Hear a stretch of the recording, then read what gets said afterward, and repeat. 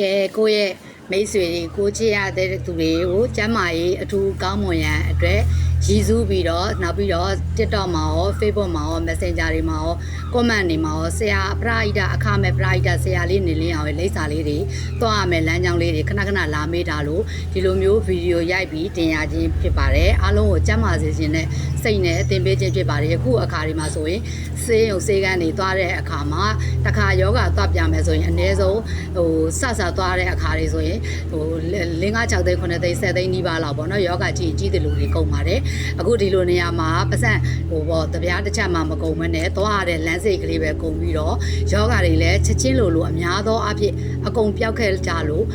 ဝမ်းသာတဲ့စိတ်ကလေးနဲ့ပေါ့နော်ကိုယ်တွေလည်းအများကြီးပျောက်ခဲ့တယ်ကိုယ့်ရဲ့မိသားစုဆွေမျိုးတိုင်းဝိုင်းတွေလည်းတယောက်ပြီးတယောက်လိုက်ပို့ခဲ့ရတဲ့အတွက်သူတို့လည်းပျောက်ခဲ့တဲ့အတွက်ယုံကြည်နဲ့သွားပြီးတော့ကုစေခြင်းနဲ့စိတ်ကလေးနဲ့ဆရာရဲ့လိပ်စာနဲ့လမ်းကြောင်းလေးကိုပြောပြတာပါဆရာရဲ့လိပ်စာလေးကတော့ဆရာစီမှာပြခြင်းတရက်ကြိုပြီးတော့ဘိုကင်ယူရပါတယ်เนาะ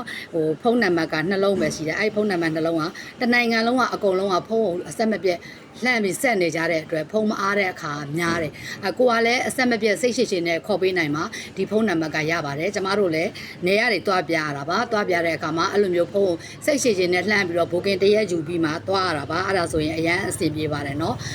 နည်းနည်းစိတ်ရှိဖို့တော့လိုတယ်ပေါ့เนาะမရဘူးလို့ပြောနေကြတယ်မရဘူးမဟုတ်ပါဘူးရပါတယ်ရအောင်ခေါ်ရင်ရပါတယ်ရှင်အဲ့ဖုန်းနံပါတ်ကလေးရဲ့ဆက်ရမယ့်ဖုန်းကတော့39 93 539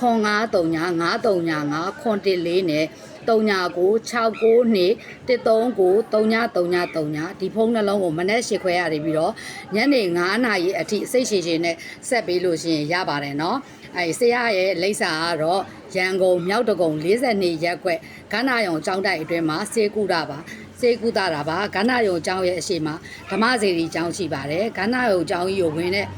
ကန္နာယုံမှတ်တိုင်ရှိတယ်အဲ့မှတ်တိုင်ရဲ့အရှိမကိုနေပေါ့ကန္နာယုံဆိုတဲ့မအူကြီးအကြီးရှိတယ်သူ့ရဲ့ဘေးထဲမှာလည်းမအူတဲလေးနဲ့အပြာမအူလေးနဲ့ဓမ္မစေတီလို့ရှိပါတယ်အဲ့ကျောင်းနှစ်ကျောင်းကဟိုဘက်တစ်ဘက်မျက်နှာချင်းဆိုင်ပေါ့နော်ဓမ္မစေတီကျောင်းကဒီဘက်မှာဆိုရင်ကန္နာယုံကျောင်းကဒီဘက်မှာပါအဲ့ကိုရောက်တဲ့ YBS ကားတွေကတော့2တို့10တို့15တို့28တို့ဆိုရင်ကန္နာယုံမှတ်တိုင်ကိုရောက်ပါတယ်တခြားကားတွေကတော့ရန်ကုန်ကမြင်းဒီကုန်းဘက်ကလာမယ်ဆိုလို့ရှိရင်35စီးလို့ရှိရင်8မိုင်ရပြီးတော့ပတ်ပြီးတော့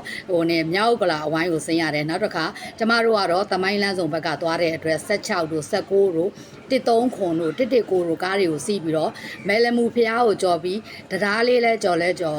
တရားလည်းရောက်ပြီးနောက်မလမှုဖျားကြော်ပြီးတော့ရောက်တဲ့မှတ်နောက်တစ်မှတ်တိုင်ပေါ့နော်အဲနောက်တစ်မှတ်တိုင်မှာဆင်းလို့ရှိရင်မြောက်ကလာအဝိုင်းဖြစ်ပါတယ်အဲ့ရည်ဆင်းပြီးစိုက်ကယ်ကယ်ရီတွေစီးသွားပါတယ်စိုက်ကယ်ကယ်ရီလည်း3ယောက်စီးမှ4000